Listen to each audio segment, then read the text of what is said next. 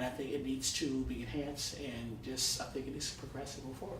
Okay, okay. I'm going to get off the subject for just a minute and talk a little about Hurricane Isaac. Can you tell me about the damages the station suffered from this hurricane? Well, we suffered severe damages.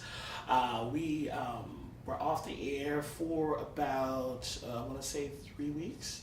Okay. 3 weeks off the air. Our main studio is completely damaged. We had suffered roof damages right by our main studio, so we lost everything: our board, computers, a lot of the music we lost.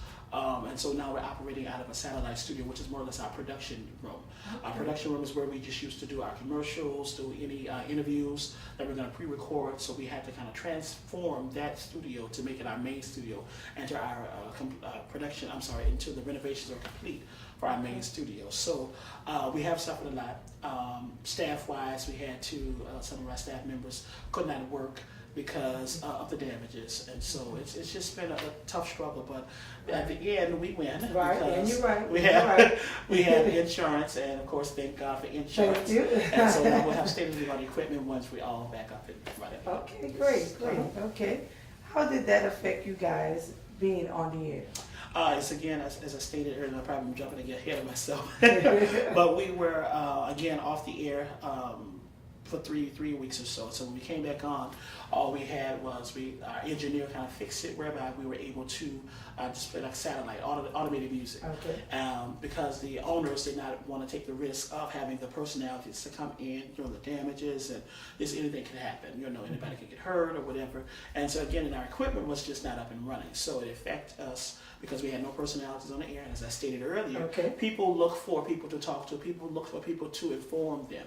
And so because we were down, we were not able to do that. And so myself, I serve as the assistant program director and the program director. We were only two coming into work, and we still do it that way during the week. And our weekend personalities at that time, they suspended everybody from not coming to work because there was nothing to actually do. We could not do anything. We had to wait till our engineer set up the studio, set up everything to make it a little bit better for us to actually have a good sound with a feed on the radio and the internet. And so gratefully about 2 weeks or so ago, 2 or 3 weeks or so ago, we started coming back on with our personalities. And so I think about 2 weeks ago, our weekend people were able to come back on. And so it kind of hit us hard, because it's always sad when you have people who can't work, because of course you don't work, you don't get paid. And then people look for those people, and then sometimes people, as Hurricane Katrina, we lost a lot of staff members and they didn't come back, so we had to rebuild our whole staff. Okay. Yeah. So yeah, hurricanes can take a big effect on the radio station, especially a small mom and pop station that's owned by not corporately owned by another big major corporation. Those smaller stations, they take a big hit because they solely operate from their fund. They don't have a big corporation where they can pull money down to support that particular station. Yeah. Okay. Okay. Great. We have had 2 major storms to hit our city within the last 7 years, which has been 7 years apart. Can you tell me how Hurricane Katrina in 2005 affected the radio station as well? Oh, I'll tell you, every time I think about Hurricane Katrina, of course, nobody thought that we would be out that long. Nobody thought that it would be years before we could actually come back to the city. Our station was off the air for months. For months. And before Katrina, I then was the program director. So I was the person who was in charge of everything. And so, of course, I was displaced like many others. Because we are a mom and pop station, a very smaller station here in the city of New Orleans, our station was not able to afford all of the staff to come back into the city, provide housing, provide this and provide that, to have us to come back and operate and run like we needed to. So the owners had to come back into the city. They had to find an engineer. Then once they found an engineer, they were able to get the station up and just put us on automated, just to put music, just something to say we're still on the air. So then they put us on automated. The music wasn't as good as it was supposed to be sounding, because our transmitter was damaged, so we were operating on a phone line. It was just really a devastating time for the station. All of our announcers, all of our program directors, everybody was displaced. So we had some in Alabama, some in Mississippi. I was in Houston. We was all dispersed. And so I got the phone call to come back to work. Okay. However, I could not come back to work because my place was destroyed. So at that point, another person was interested in the job who was in the city, who had experience as a radio personality. So he came, he became the radio personality, the program director. Okay. And then people started gradually coming back. So I didn't come back to about 2 years afterwards, but we lost a lot of good announcers, a lot of good personalities, people who had been with the with the station for years. Okay. And so some of them were still displaced. Well, I shouldn't say displaced, but some of them had relocated to other states. Okay. And so we kind of had to rebuild all over again. And so we suffered severe damages. Satellite was down. We was getting a live feed for CNN News and all of that. We lost all of that. And so we're still trying to, we did come up from that. And then now Hurricane Isaac has come. And so we're, and I must say that we needed the equipment to be, to be revamped, to be replaced, because it was kind of older equipment that most stations don't use anymore, but we made it work. We made what we had work. Okay. But because of this previous storm, Okay. it's now caused us to have to get state-of-the-art equipment. So it was a Okay. blessing out of all of this. So yeah, it was it was meant for bad, but of course it came and worked out for our good. So Okay. Great. hopefully in a couple Great. of months we'll be up and running. We'll be back Okay. in All full righty. swing. All righty. All righty. With the amount of damage done, Mhm. how long will it be before all the repairs are done and you move back into the main studio? Well, I'm looking at the main studio now. It looks like it could be a while. I would say about a month and a half or so, because of course we've got to get all the equipment back again.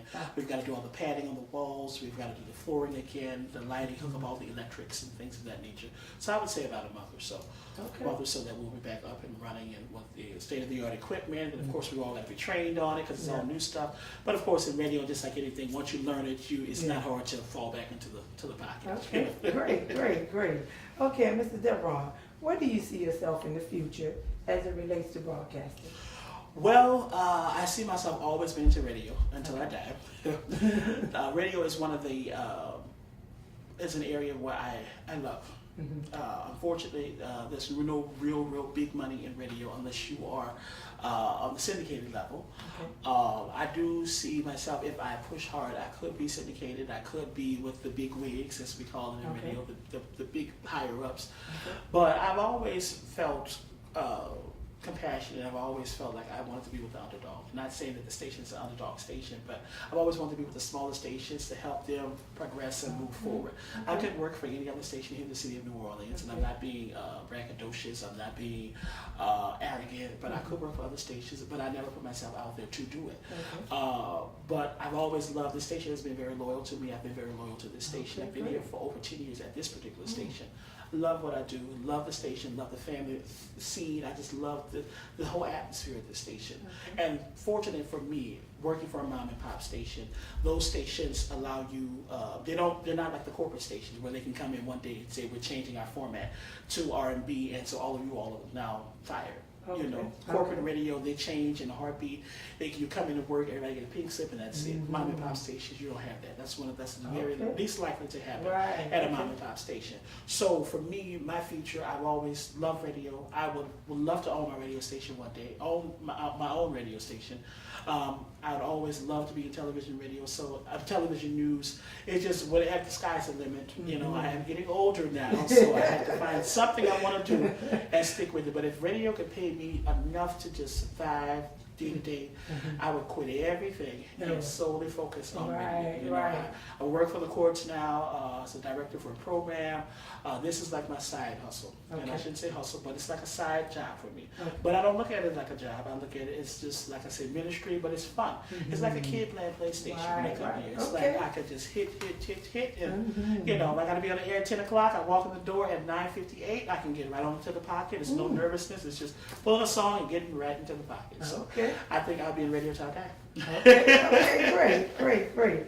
On the technical side, how do you see the broadcasting stations improving to serve the community?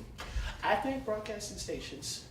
I'm gonna cut for a minute because it's 8:56. I don't know how you okay with your time? Yeah. Okay. I just want to make sure.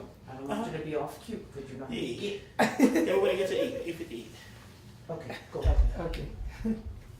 You want me to redo the question? Yeah, you could. Okay. On the technical side, how do you see the broadcasting stations improving to serve the community? I think that the broadcast stations are doing a wonderful job with improving. Just recently, we have a contract with TuneIn Radio. TuneIn Radio is an app on the phone. Well, it's actually an app on the phone that listeners can actually go to their phone if they're not, they can't get a radio signal in their office building, or they're on the road and want to still listen to the station back at home. They can download that app and download that station, and they can listen to us wherever they go, wherever you're in Italy, Rome, Japan, wherever you can listen to the station. It relates to internet. I think internet is helping. The stations are improving. We're getting their own websites, and then getting the live streaming. People can listen via the internet wherever they go. So I think stations are doing what they need to do to get their message out, their sound out, and just get the message out to the audience across the nation. So yeah, I think they're improving. Okay, great. Can you tell me, Mr. Devron, how many states does KKNO 750 broadcast to over the airwaves? Well, guess what? Since we are on live on the internet, and since we are on TuneIn Radio, everything. We're everywhere. We're all over.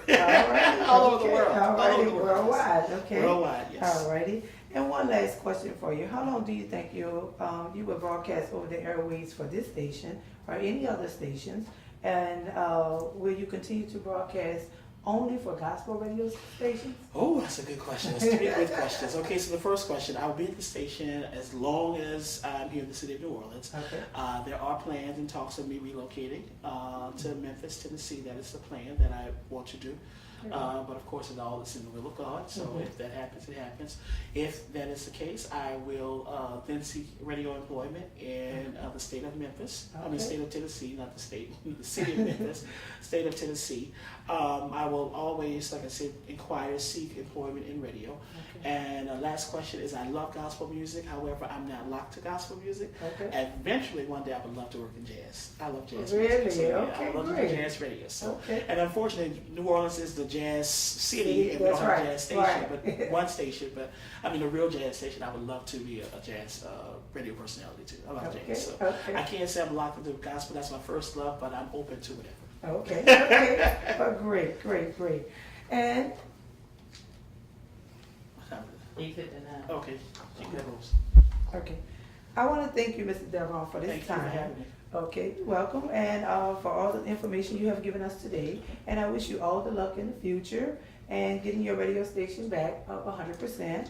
Also, to all the viewers out there, I would like to hope you have had an enjoyable time with Mr. Devron and his interview on this morning.